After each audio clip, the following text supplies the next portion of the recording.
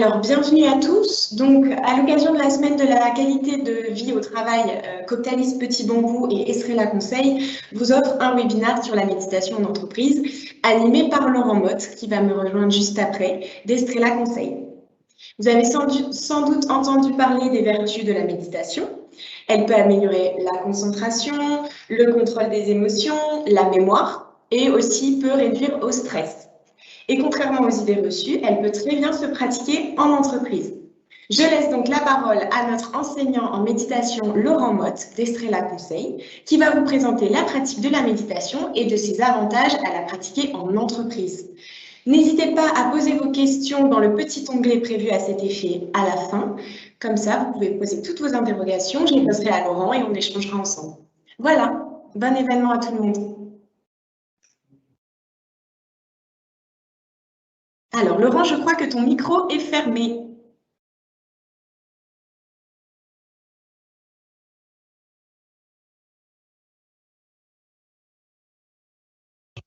Voilà. Donc, est-ce que tu m'entends, Julie? C'est parfait, Laurent. Super. Bon, je vous repartage le contenu de la presse. Voilà, donc bonjour, ravi de vous retrouver pour ce webinaire, donc en direct. Et sachez que vous pourrez aussi le retrouver en replay. Donc, si vous avez besoin de le partager à des collaborateurs ou des gens autour de vous. Je suis donc Laurent Motte, j'ai créé Estrella Conseil il y a une douzaine d'années avec une activité de coach professionnel. Voilà, je vous passe un petit slide pour que vous sachiez un peu qui est le bonhomme devant vous là. Voilà, donc je suis coach professionnel, facilitateur, et puis j'ai découvert la pleine conscience, la méditation de pleine conscience de réduction du stress. D'abord pour des raisons personnelles. Il y a une quinzaine d'années, voilà, où j'étais directeur marketing dans un grand groupe et je vivais pas mal le stress avec des enjeux de chiffre d'affaires, de résultats, des grosses équipes à manager. Et tout ça m'a amené un peu par hasard à découvrir cette pratique qui aujourd'hui est devenue très populaire, qui se déploie, se développe dans différents milieux. Vous avez peut-être entendu parler de la méditation pour les particuliers, pour tout à chacun, et puis aussi dans les écoles, dans les prisons et en entreprise. Voilà. D'où l'intérêt avec Cooptalis et Petit Bambou aujourd'hui de vous présenter ce que ça peut être la méditation de pleine conscience en entreprise. On voit aujourd'hui se développer ce mouvement-là de la méditation, notamment au niveau des cadres, des dirigeants, et pas seulement. Beaucoup d'entreprises aujourd'hui mettent en place des actions sur la qualité de vie au travail, sur le bien-être des collaborateurs, et notamment par ce biais de la pratique de méditation de pleine conscience. Et quand je dis des différentes entreprises, moi j'ai eu l'occasion d'intervenir par exemple dans des entreprises où il y avait des services de relations clients. Et on sait que c'est des métiers qui sont beaucoup soumis au stress, le flux d'appels téléphoniques, le flux des chats, les réactions clients, voilà, il y a une part d'émotionnel très forte. Mais aussi dans des entreprises industrielles, des entreprises de services, des entreprises aussi, notamment au niveau des assurances, des banques. Voilà. Donc, il y a une palette aujourd'hui d'entreprises qui déploient déjà des programmes de méditation et des moments offerts aux salariés, aux dirigeants, aux cadres, pour améliorer leur bien-être, réduire le stress et aussi améliorer l'efficacité au travail. Voilà, donc là, on parle bien d'un contexte d'entreprise et bien sûr, un des enjeux, et vous le savez, c'est la performance, l'efficacité. Souvent, on met en opposition d'ailleurs ces deux notions en disant mais la pleine conscience, la méditation, c'est plutôt tourné vers l'apaisement, le bien-être. Et finalement, on oublie peut-être toute une dimension qui est que la pleine conscience peut amener des changements de comportement. Et donc, je vais vous parler des deux aujourd'hui. Je vais vous parler de la méditation de pleine conscience en entreprise. Je vais vous parler des effets et des bénéfices, à la fois sur la personne, individuellement, sur son bien-être, et puis aussi collectivement, sur le groupe humain que forme une entreprise, avec des notions d'efficacité et de performance. On aura aussi une pratique pour que vous puissiez goûter vous-même ce que c'est que cette méditation de pleine conscience. Et puis, vous aurez aussi la possibilité de poser des questions à travers le chat qui vous permet d'intervenir directement auprès de Julie, qui posera à la fin les questions qui vous intéressent, qui vous concernent sur cette pratique. Voilà. Alors, concrètement, peut-être pour démarrer, quels sont les principaux bénéfices de la méditation? Vous avez ici un petit slide qui vous montre que la méditation permet, par exemple, de gagner en sérénité, en apaisement, en bien-être. Pourquoi? Parce qu'on va développer ce qu'on appelle la capacité d'attention bienveillante. Le fait de pratiquer la méditation, c'est ramener son attention sur l'instant présent en bienveillance, sans être dans une notion de résultat, de bénéfice, de vouloir obtenir quelque chose. On est dans de l'acceptation, de l'accueil de ce qui est présent, en développant une attention, je dirais, curieuse et bienveillante. Et ça a été prouvé maintenant par des études scientifiques, par des systèmes d'IRM sur le cerveau des méditants, qui nous montrent que cette capacité d'attention bienveillante dans l'instant présent calme le flux des pensées, notamment le flux des pensées qui peuvent être tournées vers le passé. Fréquemment, nous sommes en rumination mentale, en train de nous souvenir de ce que nous avons vécu, de ce que nous avons fait, de ce que nous n'avons pas fait, de ce que nous aurions dû faire. Voilà, donc notre esprit va produire des pensées liées à nos expériences passées. Et ces expériences passées, souvent, sont liées à de la dépression, de la rumination mentale. Et on peut avoir des difficultés d'apaisement en ayant toutes ces pensées-là qui viennent nous préoccuper. J'ai pas été bon, j'ai pas fait suffisamment, j'aurais dû faire ça, compenser les autres de ce que j'ai fait. Ou alors l'esprit va nous emmener dans le futur, dans vraiment une notion de qu'est-ce que je ferai demain, comment je vais agir, qu'est-ce que je vais produire, qu'est-ce qui va se passer, comment ça va se passer. Et une anxiété arrive avec voilà, ce futur qui est inconnu, puisqu'il n'est pas encore là, et toutes les angoisses qui sont associées à ce futur imprévisible. Et donc là, on va parler d'anxiété. Donc vous voyez que notre mental est plutôt conditionné pour nous produire du passé de dépression et du futur d'anxiété. Alors pas que, bien heureusement, c'est aussi ça, nos pensées nous permettent de structurer, d'organiser, de planifier, de gérer, de réfléchir, donc c'est positif. Et la méditation va permettre, elle, de calmer ce flot de pensées, ce flux, pour être plus clairvoyant. Le deuxième effet et bénéfice de la méditation, c'est l'ajustement des comportements. L'ajustement des comportements, c'est-à-dire qu'en étant pleinement conscient de mes actions, de mes pensées, de mes sentiments, de mes émotions, de ce que je suis en train de vivre, je vais pouvoir modifier mes comportements, ajuster. Par exemple, dans la communication, il sera possible d'être en communication avec quelqu'un en ayant un comportement plus juste, plus en adéquation avec mon ressenti, par exemple en l'exprimant, avec le ressenti de la personne avec laquelle j'échange, ou les personnes, de pouvoir plus facilement exprimer mon besoin. Donc tous ces éléments-là sont vraiment des éléments clés dans la vie de l'entreprise.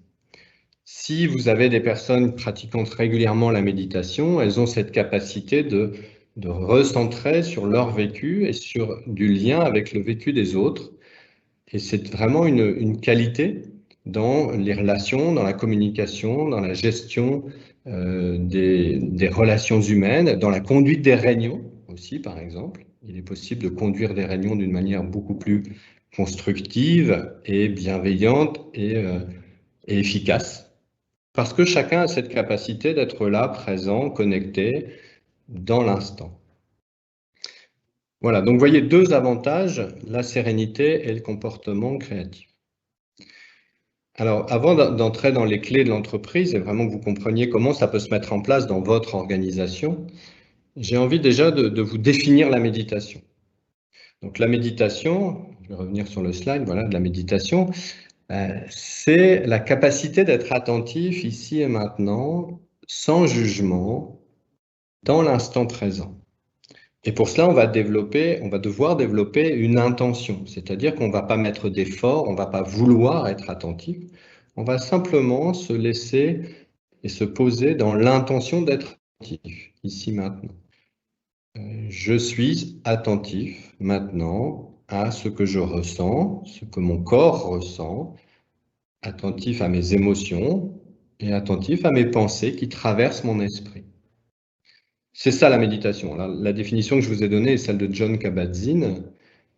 John a créé le programme MBSR, Mindfulness Based Stress Reduction, en 1979, donc il était vraiment précurseur. Et il a développé tout ce processus, ce programme qui permet de se former à cette pleine conscience de réduction du stress. Et il a défini la pleine conscience comme étant la capacité d'être pleinement présent dans l'instant, sans jugement, intentionnellement. Pourquoi intentionnellement? Parce que finalement, nous n'avons jamais appris à être connectés ici et maintenant. C'est que depuis peu de temps que des écoles, en tout cas en Occident, amènent cette pratique de méditation pour les enfants.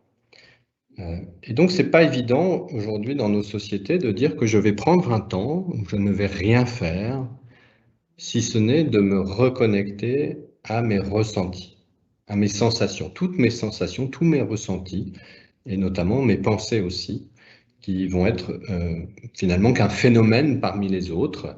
Une pensée est produite, elle naît, elle se développe et elle disparaît. Libre à moi de m'y attacher ou non. Voilà, donc déjà par cette définition, vous comprenez peut-être que la méditation peut avoir une place en entreprise et qu'en même temps, elle n'est pas toujours facile à mettre en œuvre puisque c'est un temps de non-action. C'est un temps où on prend le temps d'une pause pour être présent ici, dans l'instant, calmement. Alors du coup, comment on peut faire en entreprise et comment ça peut se déployer? C'est peut-être la question que vous vous posez en ce moment. Mais moi, j'ai envie d'abord de vous dire pourquoi ne pas expérimenter ici maintenant ce que c'est que cette pratique de pleine conscience. Pour vous.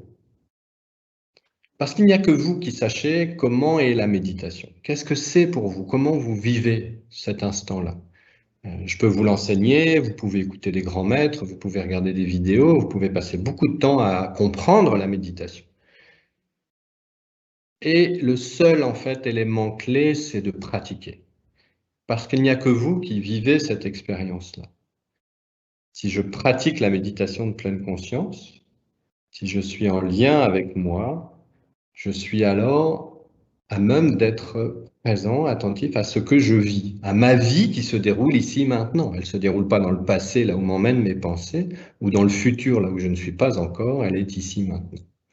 Et donc j'ai envie de vous faire expérimenter quelques minutes d'une pratique de méditation. Alors rassurez-vous, c'est très simple, hein. Là encore, oubliez peut-être les images d'un moine bouddhiste assis sous un arbre ou d'une personne très calme, très posée, très lente. Voilà. La pratique de méditation se fait n'importe où. Peut se faire bien sûr dans des endroits calmes lorsque vous souhaitez méditer d'une manière plus longue, mais aussi là maintenant si vous êtes au bureau, si vous êtes chez vous, si vous êtes dans votre voiture, peut-être que vous écoutez ce webinaire en étant dans un lieu en mouvement, vous pouvez aussi choisir ici maintenant de prendre un temps de pause pour vous-même. Donc les consignes sont simples et faciles. Vous allez, si possible, ne pas croiser les membres pour laisser de la liberté, laisser le corps s'installer, se poser. Vous pouvez être avec les mains sur les genoux ou les mains sur les cuisses. La colonne vertébrale est droite, si c'est possible, hein. Il ne faut pas être trop avachi. Si vous avez une posture complètement de relaxation, vous allez amener une détente de l'esprit qui n'est pas le but recherché en méditation. L'esprit est éveillé, nous allons être curieux, attentifs, et pour cela, nous sommes en éveil. Et si vous avez une posture trop rigide, trop statique, trop tendue, vous ne tiendrez pas très longtemps. Il y aura vite des effets de sensations désagréables, de crampes, de mal-être. Voilà. Donc, simplement, vous restez assis, ou si vous êtes debout, vous restez debout. Vous vous ancrez dans le sol, vous ancrez dans la chaise, vous posez les mains sur les genoux. Et puis, si vous le souhaitez, vous pouvez fermer les yeux. Ça permet d'une manière un peu plus douce d'être en lien avec soi, d'être en connexion avec nos ressentis, nos sensations, plutôt que de se laisser attraper par le regard et par le visuel autour de nous. Il n'y a pas d'obligation. Voilà, donc une fois que vous êtes installé, je vais faire tinter le gong pour une courte pratique de quelques minutes que je vous guiderai.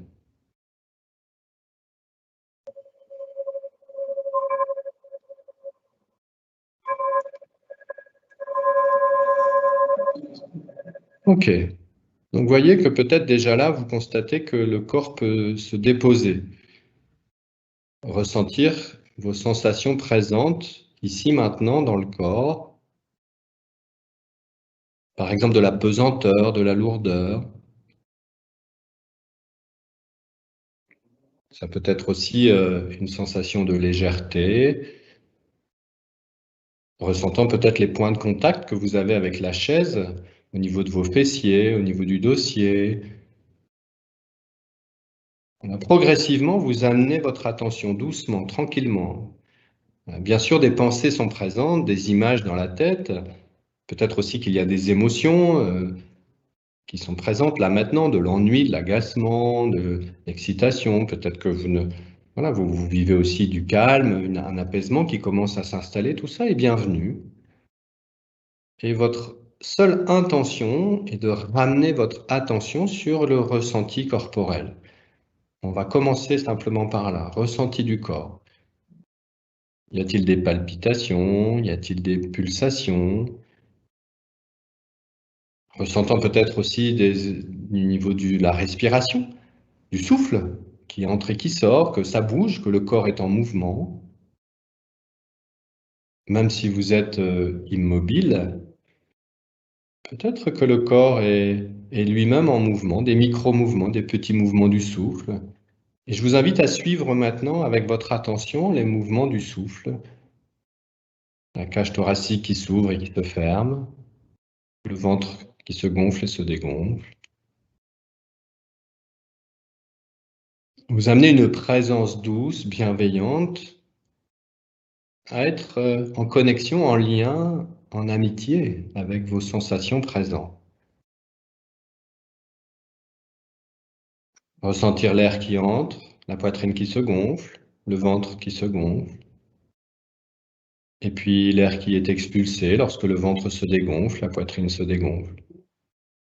Peut-être si cela vous aide, vous pouvez prendre 2-3 grandes inspires-expires, simplement pour amener de la conscience de ce souffle.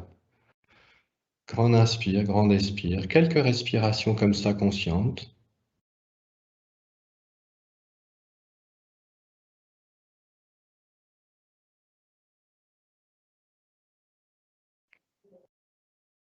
Ok, juste cherchez à vous détendre, vous relaxer. Par contre, si vous ressentez des sensations, par exemple le ventre un peu noué, les épaules un peu tendues, la mâchoire serrée, là vous pouvez choisir de détendre, de relâcher, de laisser les épaules complètement se détendre, les épaules tombantes, relâcher sans doute des tensions dans le ventre, dans l'abdomen.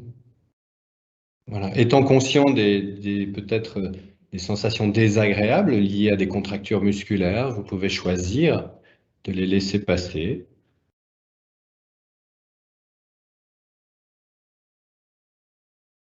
en conscience, présent. Et donc, une fois que vous avez comme ça commencé à pratiquer, peut-être que vous constatez petit à petit que le corps se dépose, sans rien à faire, sans rien à vouloir, rien à désirer. N'ayez aucun objectif de ce que vous souhaitez. Vous êtes simplement présent ici, maintenant. Ne cherchez pas à vous détendre, à vous apaiser. Et peut-être une fois, 10 fois, 100 fois, vous ramenez votre attention sur votre souffle, votre respiration, sur l'air qui entre et qui sort. Développant cette capacité de présence et d'attention.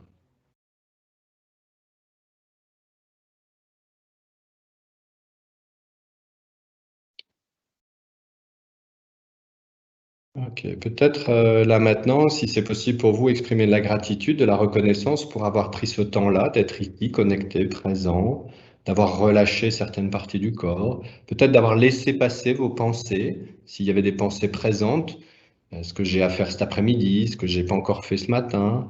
Voilà, vous pouvez simplement laisser passer les pensées, laisser passer les émotions, être là, maintenant, dans l'attitude, l'ouverture, l'accueil de ce qui est là. Et ça, vous pouvez en être reconnaissant pour vous-même. C'est pas fréquent, surtout dans le monde de l'entreprise.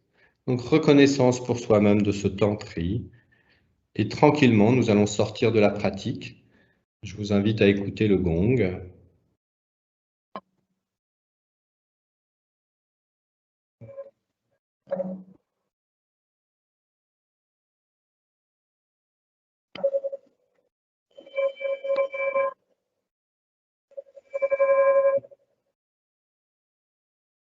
Ok, remettez le corps en mouvement tout doucement, tranquillement, rouvrir les yeux si ils étaient fermés, reprendre contact avec le présent, avec le temps des horloges, comme je dis souvent. Voilà, la méditation permet un peu de se déconnecter du rush quotidien, du faire, des to-do list qui n'en finissent pas, simplement en prenant un petit temps de pause, de calme intérieur, de connexion avec soi. Alors voilà, si vous avez envie de partager, de questionner par rapport à cette pratique, n'hésitez pas, hein, il y a le chat pour ça. Et vous êtes là, les bienvenus pour questionner. Je vais peut-être moi vous apporter deux, trois témoignages souvent que me partagent des personnes découvrant ou pratiquant régulièrement la méditation. On se rend compte en fait qu'on est souvent emporté par nos pensées, qu'on n'arrête pas le mental. Voilà. La méditation n'a pas l'intention d'arrêter nos pensées. Ne cherchez pas à bloquer une pensée quand elle est là. Nous sommes dans une posture d'accueil et d'ouverture. Donc une pensée arrive. Cet après-midi, je dois encore envoyer un mail ou je dois encore faire un dossier ou je dois travailler là-dessus. C'est un peu, je ne sais pas encore le contenu, ça m'angoisse, ça me crispe. Je peux juste choisir de laisser passer. Ok, je constate ça, je laisse cette pensée pour le moment. Je m'en occuperai après. Donc, nos pensées sont produites spontanément, comme notre respiration est produite spontanément, comme nos émotions nous viennent spontanément. Ne cherchons pas à bloquer quoi que ce soit. Laissez passer. Donc, c'est souvent la remarque que font les méditants. La deuxième, c'est que parfois, il y a des inconforts. On peut avoir de l'agitation, on peut se sentir mal, on peut dire que j'ai envie de bouger, j'ai envie d'arrêter, j'ai envie de reprendre mes activités. Tout ça, c'est normal. Et là encore, le fait de rester, de garder son attention, de se recentrer en mettant cette intention, c'est-à-dire qu'on est vraiment avec fermeté et douceur en se disant là, ici, maintenant, je suis attentif là, à mes ressentis corporels, à mes ressentis émotionnels, au flot de mes pensées. Je suis dans cette conscience-là et je mets cette intention de l'être. Et donc, je ne suis pas soumis à ma réactivité. La réactivité qui voudrait que je sorte de ma pratique, que je me remette en action, que je résolve mes problèmes ou que je cherche à m'apaiser d'une autre manière. Voilà, donc on est dans cette intention-là. Troisième remarque souvent qui est formulée, c'est je n'ai pas le temps. C'est gentil votre truc, mais moi mes journées sont remplies entre ma famille, mon travail, mes loisirs, mes amis. J'ai pas le temps dans ma journée, c'est plein. Comment je peux trouver le temps de faire comme ça 5 minutes, 10 minutes, 20 minutes par jour? Eh bien, je dirais que là, c'est déjà un choix de pleine conscience. C'est déjà sortir de sa réactivité, de son modèle habituel, pour se dire, tiens, qu'est-ce que je ressens quand je me dis que je vais méditer tous les jours? Est-ce que je ressens de l'anxiété, de l'angoisse, du mal-être? Est-ce que je sens un peu l'estomac noué, les mâchoires serrées? C'est peut-être simplement que c'est pas le bon moment pour moi et que je ferai ça plus tard dans ma vie quand ça sera plus facile. Ou peut-être que je me dis non, au contraire, j'ai de la joie, j'ai du plaisir, j'ai vraiment envie de consacrer 10 minutes, 5 minutes, 20 minutes tous les jours à cette pratique. Donc je vais m'organiser. Voilà, je vais me planifier ça dans mes journées. Et puis aussi peut-être que vous vous dites, en fait, j'ai pas envie de faire longtemps, mais j'ai peut-être envie simplement de m'accorder des moments dans ma journée, tandis que je conduis, tandis que je suis au travail en train de boire un café, tandis que je suis en train de parler à quelqu'un, tandis que je suis en train de cuisiner ou de me laver les dents. Voilà. Je m'accorde des temps où je vais mettre cette intention de qualité de présence. Et ça, vous pouvez choisir ici maintenant de le faire en vous disant, mais finalement, moi, dans mes journées, c'est peut-être facile de prendre un temps, et notamment au travail, puisque là, on parle de l'entreprise. Avant d'envoyer un mail, je prends 3 grandes inspirations, expirations, puis je relis mon mail posément. Avant d'entrer en réunion, je peux peut-être faire 1 minute de silence avant de pousser la porte. Dire, attends, j'entre en réunion, comment je suis, quels sont mes ressentis, 2, 3 grandes inspires, je relâche les épaules. Voilà. S'accorder du temps comme ça dans votre vie de travail pour avoir des micro-moments de pratique de pleine conscience. Sachez quand même que plus vous pratiquerez la méditation appelée formelle, c'est-à-dire des temps formels où vous vous installez pour pratiquer d'une manière durable, 5 minutes, 10 minutes, 20 minutes ou plus vous développerez en vous cette capacité d'attention. C'est prouvé en neurosciences, les zones du cerveau évoluent grâce à la pratique de méditation. Et donc, vous allez pouvoir acquérir de plus en plus cette capacité d'attention et le fait d'être moins soumis à votre réactivité. Donc voilà, je vous ai donné la définition de la pratique de méditation, je vous ai fait une pratique de méditation, je vous ai donné quelques freins habituellement rencontrés. Et on peut voir maintenant, avec quelques slides, la méditation en tant que telle en entreprise. Donc je vous l'ai dit, deux principaux bénéfices. L'attention qui amène la sérénité et l'engagement créatif qui permet d'ajuster mes comportements. Et donc en entreprise, on va pouvoir se dire quels sont vraiment mes bénéfices. Je vous ai listé ici une partie qui vient d'un travail qui a été fait d'une étude qui comparait des méditants et des non-méditants.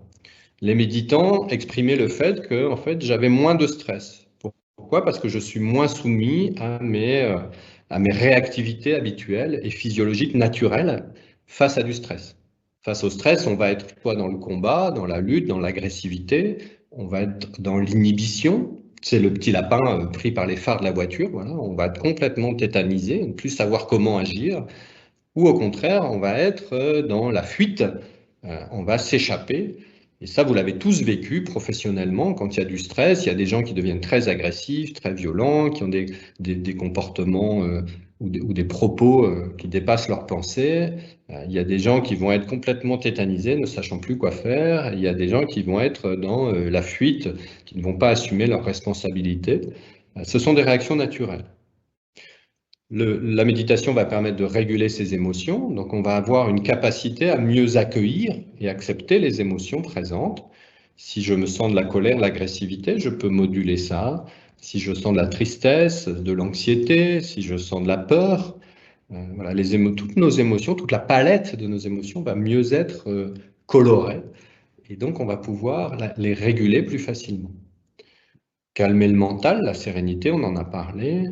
Amener du lâcher-prise. Le lâcher-prise, c'est en situation de stress, en situation de tension, et même globalement dans nos entreprises, parfois on va être sur des tâches à accomplir vite parce que le planning, l'organisation fait qu'on doit produire et qu'on a même parfois, ça se bouscule, on a trop à faire en trop peu de temps.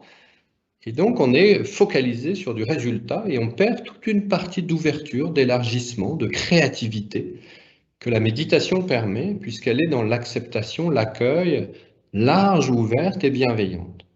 Et donc, quand un problème se pose, on va être en mesure d'aller explorer d'autres zones que les zones habituelles de résolution de ce problème. Développer la stabilité de l'attention, c'est la concentration. Donc, réussir à amener cette qualité de présence dans l'instant.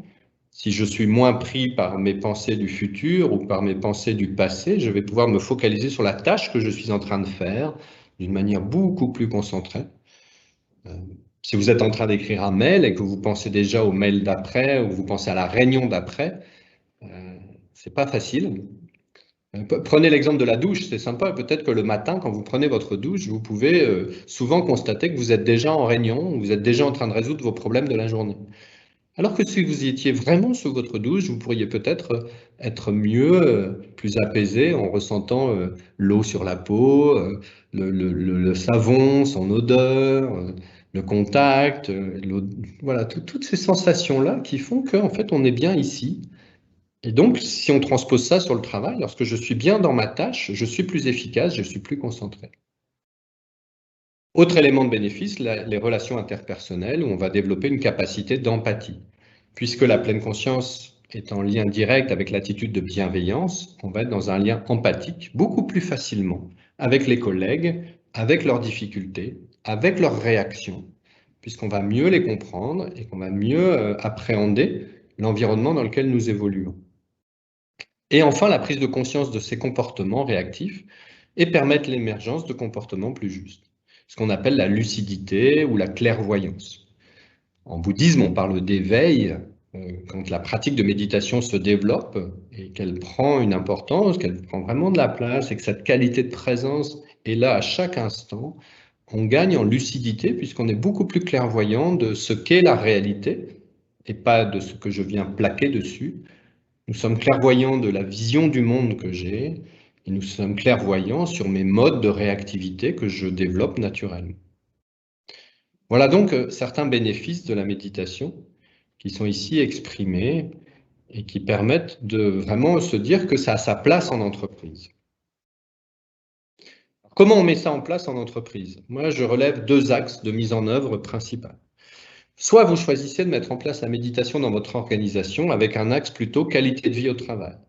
Donc, aider vos collaborateurs, vos cadres, vos dirigeants à améliorer leur qualité de vie au travail.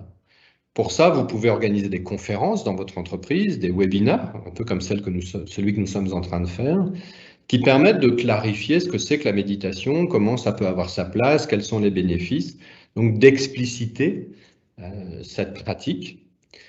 Vous pouvez mettre des séances de découverte, ça peut se faire en live, en présentiel dans l'entreprise, ça peut aussi se faire à distance, ça fonctionne très bien en digital. Et donc les personnes vont venir pendant une demi-heure, 3/4 d'heure, à des moments clés de la journée, pratiquer ensemble la méditation afin de découvrir ce que c'est pour elles, ce que ça leur génère chez elles.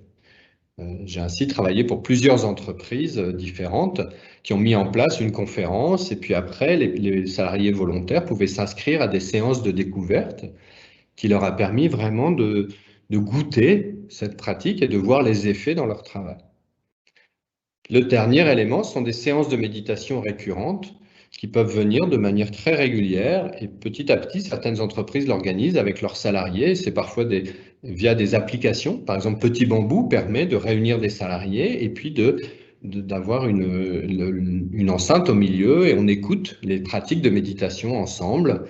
Et donc, ça peut se faire facilement, de manière récurrente pour que ça s'installe dans l'entreprise. Donc, le premier élément, c'est celui-là, c'est la qualité de vie au travail. Le deuxième, c'est si vous souhaitez transformer l'organisation un peu plus profondément dans des rituels, dans des rythmes. C'est quelque chose qui a eu un impact très fort, notamment dans des entreprises qui ont entrepris des processus de transformation. En tant que coach professionnel, moi j'accompagne des entreprises sur des transformations d'organisation, sur des processus de vision, sur des modifications de rythme, de rituels, parce qu'on est en train de transformer l'entreprise. Le monde change, le monde bouge et les gens bougent, et on l'a vu ici, par exemple, de passer au télétravail à domicile. Voilà, comment on change ça et comment la pleine conscience peut aider les personnes à mieux agir dans ce changement. Voilà. Et donc, il existe des parcours et des programmes de formation où on va amener les gens sur des programmes de 4 semaines, 5 semaines, 6 semaines, 8 semaines, à raison d'une séance de 2 heures, 2 heures et demie par semaine, à comprendre les mécanismes, à identifier leurs mécanismes de réactivité, de réaction, et à pouvoir mettre en œuvre des éléments d'amélioration. J'aime pas trop ce terme, mais en tout cas, à modifier leur comportement en douceur. Donc, ça peut être par des coachings, ça peut être par du collectif, ça peut être aussi par des formations de leadership. Il y en a de plus en plus où les formations de leaders, les formations de managers, les formations de dirigeants amènent dans leur programme de formation des moments de pleine conscience, de pratique de méditation. Alors pourquoi? Moi, j'aime bien dire que nous avons en nous un axe vertical, un axe d'intériorité, un axe d'action horizontale et un axe d'intériorité verticale. Le vertical, c'est l'axe de l'être.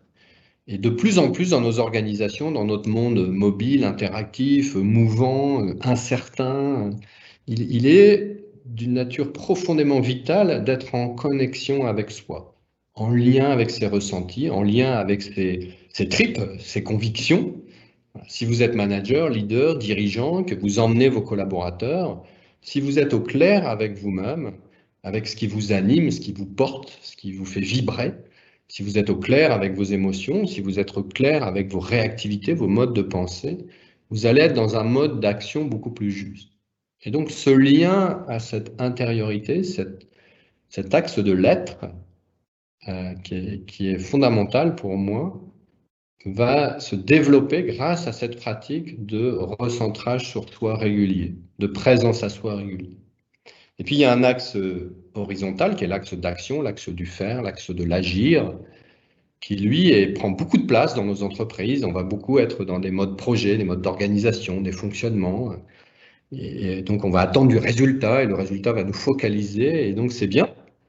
Mais aussi ça a le défaut de nous mettre que de nous sortir de nous-mêmes. C'est-à-dire je ne suis plus attentif à moi, à mon rythme, à ma valeur, à ce qui est important pour moi, voilà. Et parfois on a des personnes qui ont jusqu'au burn-out parce qu'elles ne sont plus dans leur axe de connexion, l'axe d'intériorité. Elles ne sont que dans l'axe du faire, du produire, de l'agir. Donc, vous l'avez compris, l'idéal c'est cet équilibre et c'est ce que nous pouvons développer dans des formations de leadership qui permettent vraiment d'amener cette qualité-là, d'équilibre entre ces deux axes. Donc voilà deux axes faciles à mettre en œuvre, concrets, opérationnels. Je vais vous donner maintenant des pièges à éviter. Pourquoi? Parce que souvent les entreprises disent il y a pas mal de pièges et voici les principaux. Ne pas promettre la lune. La méditation n'est pas une potion magique. Ne considérez pas que c'est une acquisition de compétences. Il n'y a pas des programmes de formation avec des acquisitions de compétences sur des pratiques de pleine conscience ou de présence. Le deuxième, c'est que sur la base de volontariat.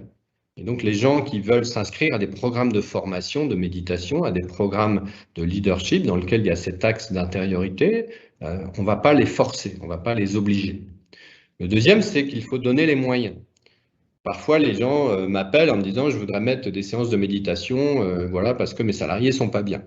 Et moi, ma première question, c'est quelle est la cohérence dans votre axe ressources humaines, quelle est la cohérence dans votre axe de QVT, quelle est la cohérence dans la stratégie de l'entreprise, quelles sont les attentes des salariés, est-ce que vous avez fait une étude, est-ce que vous savez le temps que vous allez y consacrer, est-ce que vous savez les moyens financiers que vous avez, est-ce que vous allez mettre des outils pour vos collaborateurs, voilà. Il y a quelques questions préalables à se poser, comme dans tout projet, pour ne pas mettre juste une rustine en disant voilà, je vais mettre tous les mardis midi une séance de méditation, ça fera du bien à ceux qui veulent y aller.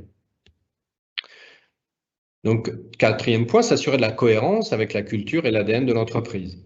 Si vous avez un mode managérial très dur, si vous êtes dans des modes de fonctionnement très directifs, je pense, mais ça c'est mon point de vue, que n'allez pas ouvrir une brèche, entre guillemets, qui va faire que les personnes vont peut-être commencer à considérer que votre culture d'entreprise n'est plus adaptée, puisqu'il y a une dissonance entre vos actions, l'action de mettre en place cette pratique, et puis ce que les personnes vivent au quotidien.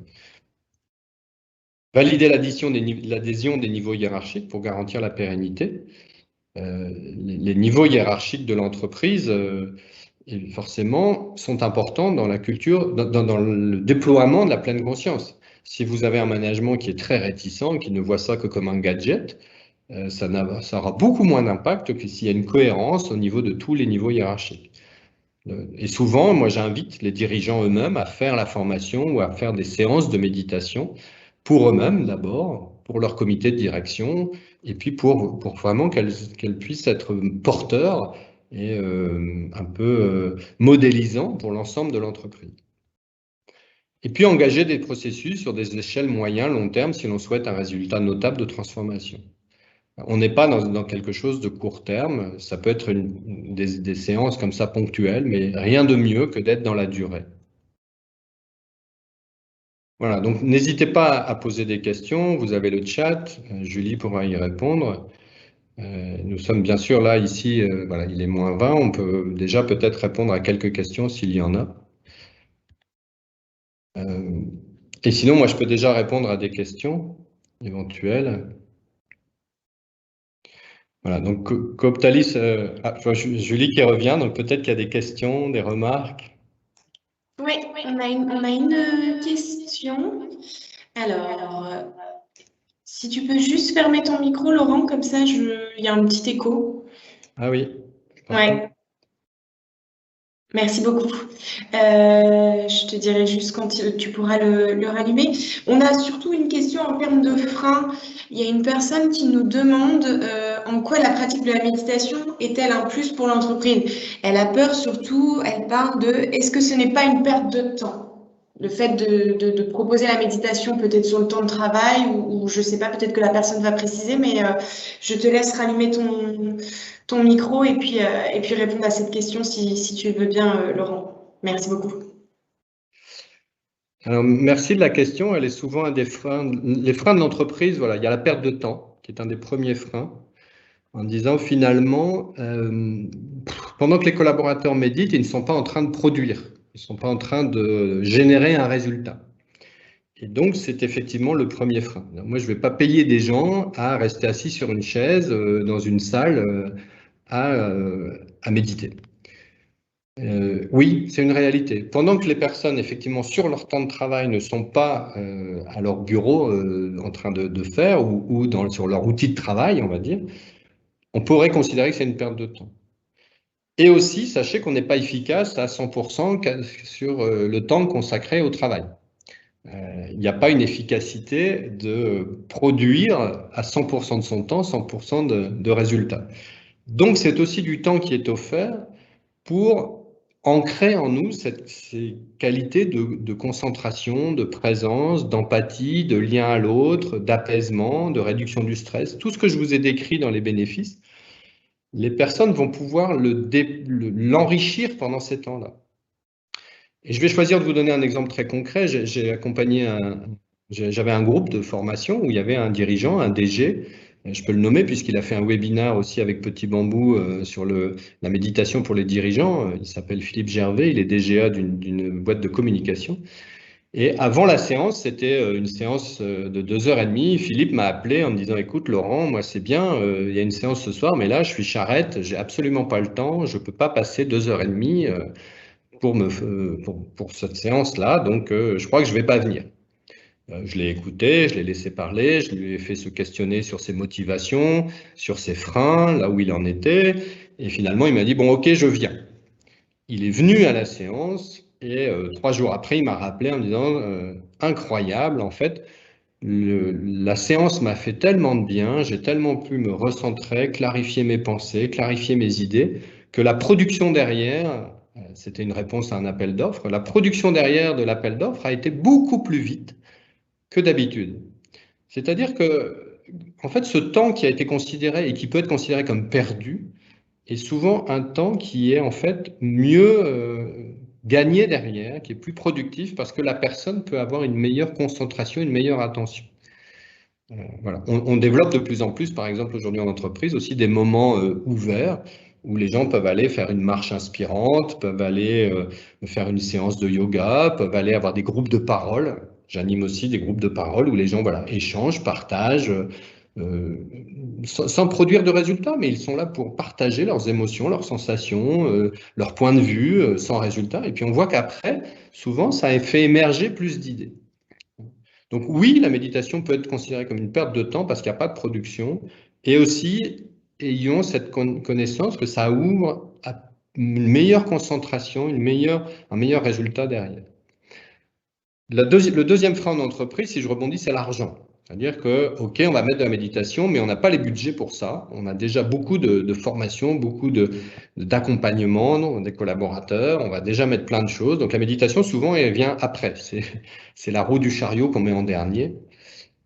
Là encore, posez-vous vraiment la question de la cohérence dans votre stratégie d'entreprise, dans la cohérence dans votre politique ressources humaines, dans ce que vous souhaitez apporter. Et si vous souhaitez mettre un budget pour la méditation, il peut être en adéquation avec vos attentes, mais en tout cas, il y a nécessité d'investir pour avoir un résultat. Et là encore, le ROI, si vous voulez calculer le ROI, c'est pas évident, hein. Il n'y a jamais personne qui a mesuré que 12 minutes de méditation, c'était X euros de gagner en plus. Par contre, si c'est votre intention première, ne le faites pas. J'ai été appelé une fois par un centre de relations clients qui m'a dit, écoutez, mes collaborateurs aujourd'hui prennent à peu près 12 appels à l'heure. S'ils en prenaient 15, on gagnerait beaucoup plus d'argent. Donc, comment vous allez mettre en place la méditation pour que les gens produisent plus d'appels? On ne peut pas raisonner comme ça. Ça, c'est biaiser tout le système. Apportez cet aspect à vos collaborateurs, apportez-leur du mieux-être, apportez-leur plus de concentration et vous verrez les résultats. Je vais prendre une image, c'est comme la pub, hein, vous mettez 1 euro, vous ne savez pas combien vous allez en retirer. Voilà, donc je ne sais pas si j'ai répondu à la question, mais en général, les 2 freins, c'est ça. Le temps de méditation est un temps perdu, l'argent n'est pas consacré, n'est pas investi dans cette pratique. C'est peut-être une autre question, Julie? Alors, j'en vois pas d'autres, mais en tout cas, sachez que si vous vient une question juste après le webinaire, vous pouvez toujours nous écrire, soit à Coptalis, soit à Laurent Motte, on sera disponible. Le replay aussi sera aussi disponible si vous souhaitez le partager à vos collaborateurs et aussi à d'autres collègues. Moi, il me reste à vous souhaiter une bonne semaine de qualité de vie au travail. On espère que ce webinaire vous a ouvert à la méditation et surtout va ouvrir les chakras de vos collaborateurs et qu'ils soient d'autant plus épanouis au sein de votre entreprise. On espère avoir répondu à toutes vos questions. Il me reste à vous remercier pour votre participation et surtout à te remercier, Laurent, d'avoir répondu présent à notre invitation, d'avoir animé ce webinaire. C'était un plaisir d'échanger avec toi et je suppose que ça a été très complet. En tout cas, je n'ai pas de doute qu'on ait des bons retours sur ton intervention. Merci Julie, merci beaucoup de votre écoute, votre attention. Et si vous êtes en replay, voilà, merci d'avoir écouté ce webinaire. N'hésitez pas à contacter si vous avez des questions, des interrogations. Moi, je voudrais vraiment remercier Coptalis et puis Petit Bambou. Parce que je pense que nous avons tous et chacun cet enjeu de rendre le monde meilleur. Voilà, en tout cas, moi, c'est ça qui m'anime. Et je pense que ça anime Coptalis au quotidien aussi. Et Petit Bambou, je connais les fondateurs et Marie qui met en lien avec les entreprises. Donc Marie Tumoine chez Petit Bambou qui met en lien les entreprises et l'application de méditation et les instructeurs. Et je pense que chacun on a à cœur de construire un monde meilleur, plus harmonieux, plus sain, dans lequel il y ait moins de mal-être. Et l'entreprise a un rôle majeur à jouer. Et en entreprise, que vous soyez dirigeant, RH, DRH, salarié, collaborateur, quel que soit, vous pouvez agir.